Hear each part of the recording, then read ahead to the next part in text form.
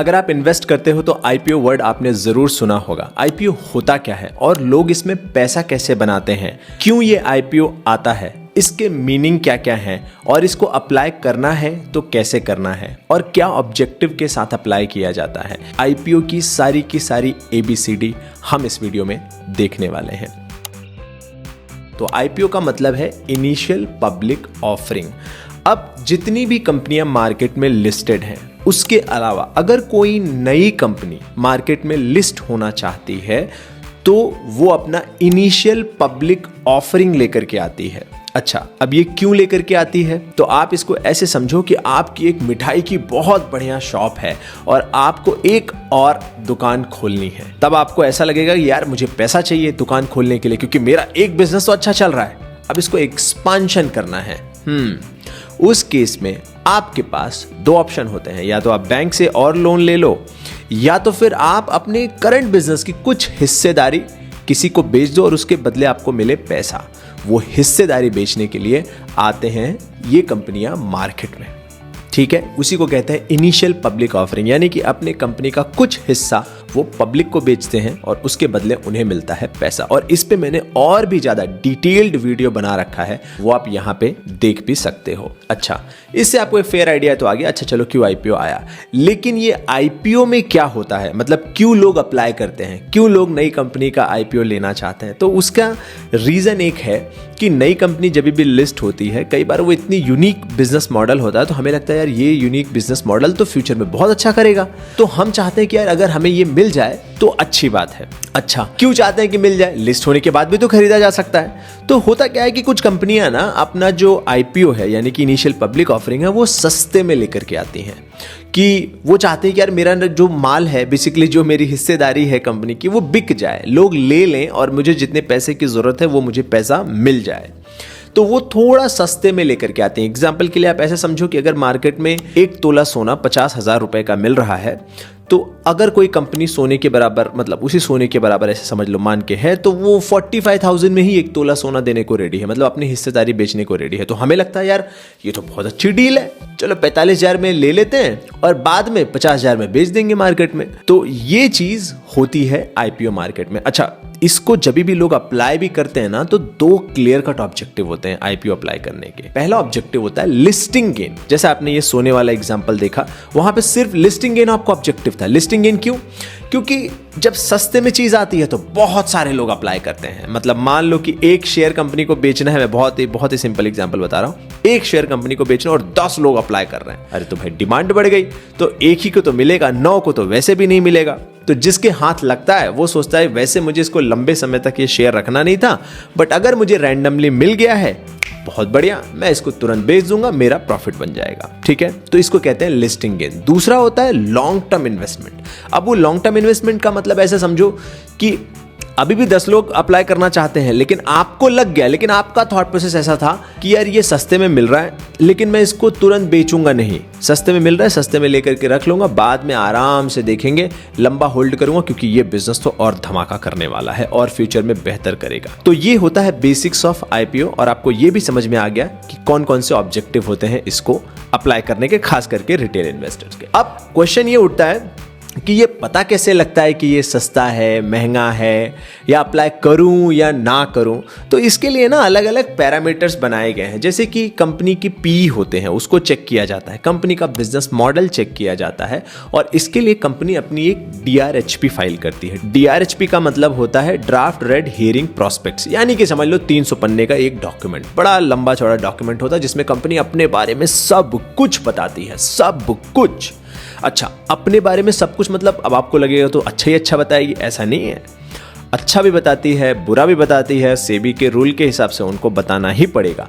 Risk वो भी बताती है, रिवॉर्ड वो भी बताती है, अपनी बैलेंस शीट बताती है, पीयर्स यानी कि कॉम्पिटिटर कौन कौन से हैं उसके बारे में बताती है, एंड उस सेक्टर में किस तरह की ग्रोथ आ रही है या उनका क्या प्रॉस्पेक्ट्स है, वो सारी चीजें भी बताते हैं। फाउंडर कौन है, बैकग्राउंड क्या है, वो सारी चीजें उस डीआरएचपी में होती हैं।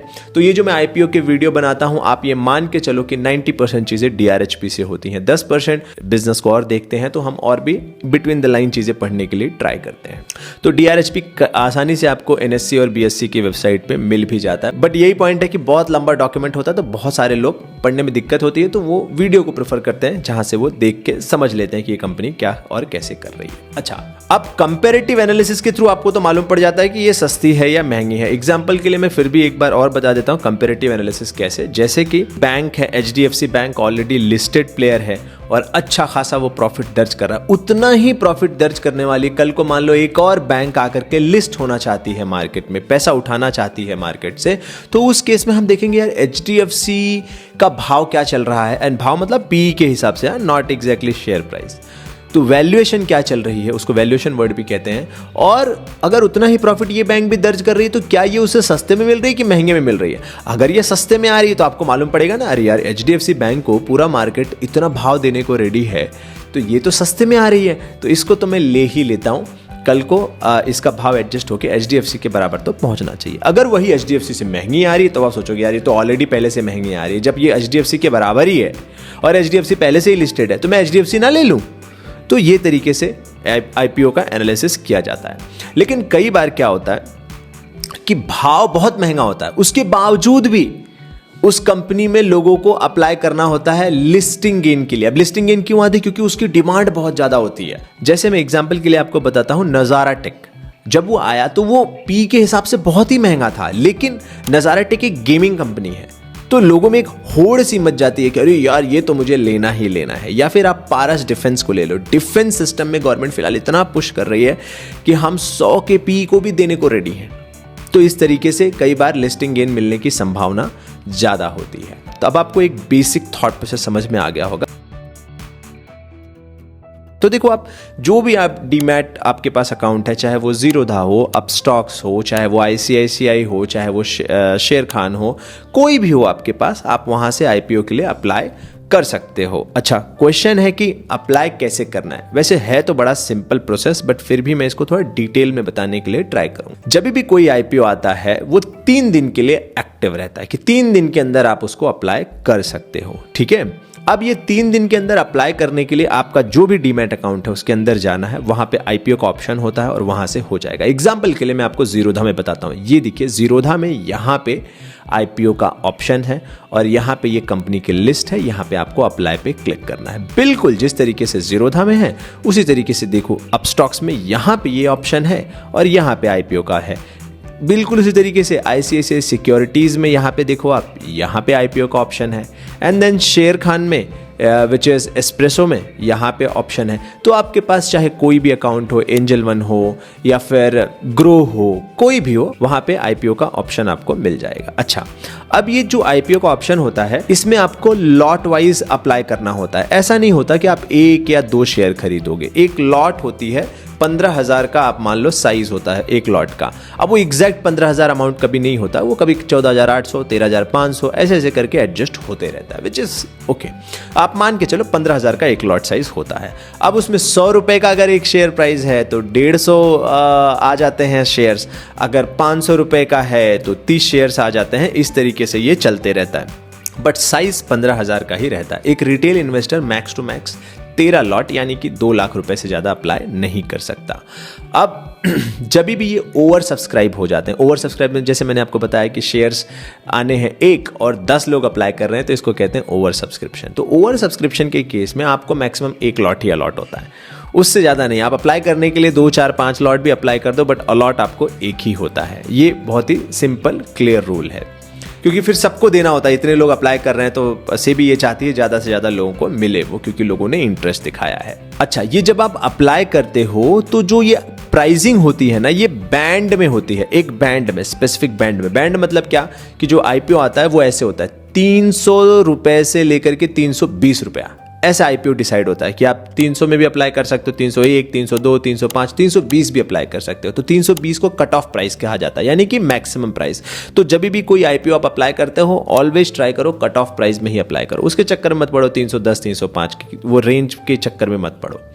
तो कट ऑफ प्राइस भी अब आपको बेसिकली समझ में आ गया, आपको कट ऑफ पे ही अप्लाई करना है। अच्छा, इसमें एक और सिस्टम होता है बिड, कि आप ऐसा नहीं कि आप कोई ऐसा भी हो सकता है ना, वो बोलेगा यार मुझे अगर 5 लॉट मिलता है तो वो दे देना, अगर वो नहीं मिला तो 1 लॉट मिलेगा तो भी मुझे चलेगा, ऐसा भी तो हो सकता है। तो उस केस में उसको बोलते हैं बिडिंग। तो एक आईपीओ में आप 3 बिडिंग कर सकते हो। जैसे हम दुकान में जाते हैं ना, बोलते हैं ना 100 रुपए में है भाई, अच्छा दे दो, दो है, 2 दे दो। वो बोलता नहीं साहब 2 नहीं है, अच्छा 1 है, 1 तो दे दो। तो this is how bidding works, कि 2 नहीं है तो चलो 1 दे दो। तो इस तरीके से वो बिडिंग काम करती है। ओके, तो आपको बिडिंग समझ में आ गई। अब इसमें एक और फैक्टर होता है, कई बार हमें कोई अच्छा आईपीओ लगता है कि अरे यार ये आईपीओ ना बहुत धमाका कर सकता है, तो हम सोचते हैं कि हम अलग अलग अकाउंट से अप्लाई कर देते हैं। मेरे पास जीरोधा भी है, अब स्टॉक्स भी है, तो दोनों से अप्लाई कर देता हूँ। तो वो रॉन्ग है, क्योंकि वहाँ पे जो आपका एप्लीकेशन जाता है वो पैन कार्ड वाइज जाता है। तो हर जगह तो आपका एक ही पैन कार्ड है, तो पैन कार्ड जब आपका एक ही है तो आपका एक ही एप्लीकेशन माना जाएगा। इट डजंट मैटर आप कितनी भी जगह से अप्लाई करो, वो एक ही एप्लीकेशन माना जाएगा। हो सकता है वो रद्द भी हो जाए।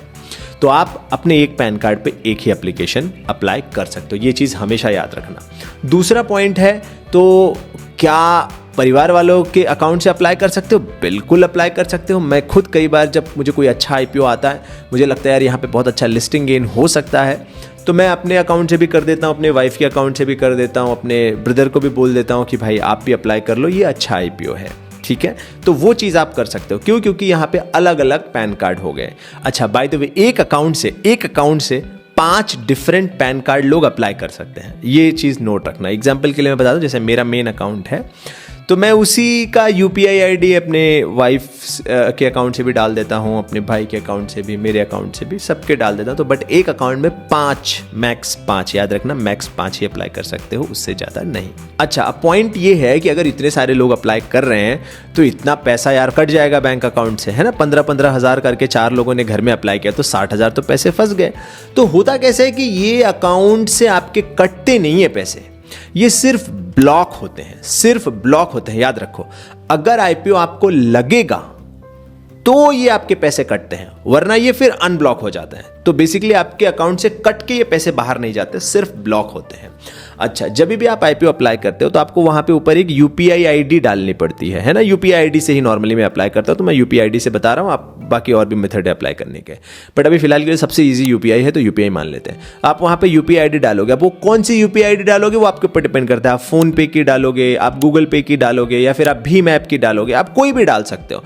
जैसे आप यूपीआई आईडी डालोगे, लॉट फिक्स करोगे, सबमिट करोगे, तब आपको एक मैंडेट का स्टेटमेंट जाएगा आपके ऐप में। अब ये मैंडेट क्या होता है? मैंडेट का मतलब ये हो गया कि आप परमिशन दे रहे हो कि देखो भाई, जो रिक्वेस्ट आई है मेरे भीम ऐप में, मैं उसको परमिशन दे रहा हूं कि जब ये आईपीओ मुझे लग जाए तो ये पैसा कट कर लेना। This is called mandate. अगर आपने वो मैंडेट अप्रूव नहीं किया तो आपका एप्लीकेशन कंप्लीट नहीं माना जाता है ना। एग्जाम्पल के लिए मैं आपको यहाँ पे दिखा रहा हूँ, जैसे ये मेरा भीम ऐप है, यहाँ पे मैंने ये आईपीओ अप्लाई किया है, ये मैंने यूपीआई आईडी डाल रखी है, तो ये यूपीआई आईडी पे आप यहाँ पे देखो आया हुआ है मैंडेट के लिए, और ये मैंडेट मैंने इसको अप्रूव करके दिया है। अगर ये आईपीओ मुझे लग गया तो ये पैसा यहाँ से कट जाएगा। मैंडेट का कॉन्सेप्ट आप समझ गए। अब ये अलग अलग ऐप में अलग अलग जगह है, फोन पे में कहीं और होगा, मतलब आपको देखना पड़ेगा। भीम ऐप में बड़ा सिंपल है, आईपीओ यहाँ पे दिखता है तो मैं भीम ऐप का ही यूज़ करता हूँ, ठीक है। बट ये याद रखो, सब ऐप में है, सब ऐप में मैंडेट का ऑप्शन है ही।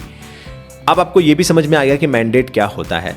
नेक्स्ट क्वेश्चन है कि लगने के बाद ये आईपीओ दिखेगा कहाँ? तो आपका जो डीमैट अकाउंट है वहीं दिख जाएगा ये। तो एक्चुअली क्या होता है ना, जब भी आईपीओ आता है उसकी सारी डेट पहले से ही मेंशन होती है। जैसे आपको यहाँ पे एग्जांपल के लिए दिख रहा होगा कि 3 नवंबर को ये ओपन हो रहा है, 6 नवंबर को ये बंद हो रहा है ना, 5-6 नवंबर को, एंड देन ये इसका लिस्टिंग डेट है। तो लिस्टिंग डेट को सुबह 10 बजे लिस्टिंग होती है, ये पॉइंट भी आप नोट कर लो, सुबह 10 बजे लिस्टिंग होती है, ठीक है। तो 10 बजे जैसे ही लिस्टिंग होगी आपके डीमैट अकाउंट पे वो सीधा सीधा दिखाई देगा, जहां पे आपको, चाहे आपका जीरोधा हो, अपस्टॉक हो, जहां से भी आपने अप्लाई किया होगा। अब वहां पे जैसे आपको दिखाएगा, अगर आपको लगता है कि तुरंत आपको सेल करना है तो आप सेल कर सकते हो, क्योंकि अगर आपने लिस्टिंग गेन के लिए लिया था। लेकिन अगर आपने लिया था उसको लॉन्ग टर्म के लिए तो आराम से आप उसको लॉन्ग टर्म के लिए होल्ड कर सकते हो, ठीक है। और हाँ, बहुत बार हमें लगता है कि हमें फर्स्ट डे आईपीओ अप्लाई करना चाहिए। आप फर्स्ट डे अप्लाई करो या लास्ट सेकंड में अप्लाई करो, कोई फर्क नहीं पड़ता, क्योंकि आईपीओ का जो अलॉटमेंट है वो रैंडम होता है और मशीन करती है। तो उस मशीन को ये फर्क ही नहीं पड़ता कि आप पहले बंदे थे अप्लाई करने वाले या लास्ट बंदे थे। वो बस ऐसे देखेगी, कंप्यूटर ऐसे देखेगा कि 1000 लोगों ने अप्लाई किया, चाहे पहले चाहे लास्ट, कोई फर्क नहीं पड़ता, बस 1000 लोगों ने अप्लाई किया। अब इन 1000 में से मुझे रैंडम लोगों को अलॉटमेंट करना है।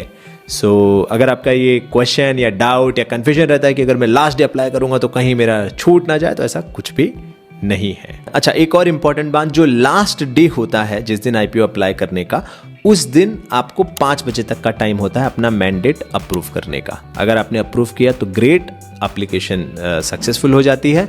अगर आपने अप्रूव नहीं किया तो वो रिजेक्ट हो जाती है। This is how it works. So ये था complete ABCD of IPO. I hope आपको पूरा समझ में आया। पहली बात तो क्यों आईपीओ आता है, और आपको क्यों आप अप्लाई करते हो, चाहे लिस्टिंग गेन हो चाहे लॉन्ग टर्म के लिए, और कैसे आप अप्लाई करते हो, और कैसे अप्लाई में भी मैंने थोड़े से और डिटेल्स आपको बताया। इसके अलावा अगर आपका कुछ और क्वेश्चन है आईपीओ को लेकर के, तो आप ज़रूर कमेंट सेगमेंट में मुझसे पूछ सकते हैं। मैं इसका फॉलोअप वीडियो भी आपके लिए बना सकता हूँ, ठीक है।